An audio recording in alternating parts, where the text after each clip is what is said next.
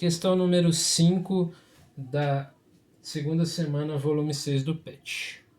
O nitrogênio reage com o oxigênio produzindo o monóxido de nitrogênio, um poluente atmosférico. Então, o NO é um poluente atmosférico e a reação é essa aqui.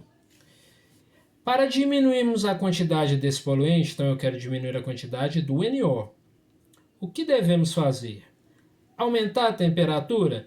Lembrando que a reação direta, ΔH maior que zero, então esse aqui é o sentido endotérmico. O sentido contrário é o sentido exo. Se eu aumento a temperatura, eu favoreço o sentido endo, ou seja, a formação do NO. Então, aumentar a temperatura não.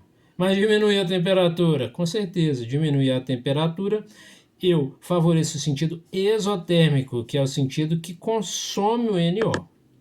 Aumentar a pressão, lembra que a pressão eu tenho que considerar o número de mols gasosos. Aqui eu tenho 1 mol de gás, 1 mol de gás. Então, deste lado, que é o lado dos reagentes, eu tenho 2 mols de gás. Desse lado aqui, também 2 mols de gás. Então, a pressão ela não altera esse equilíbrio.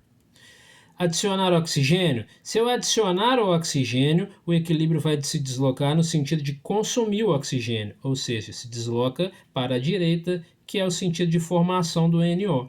Então, não vou diminuir a quantidade desse poluente.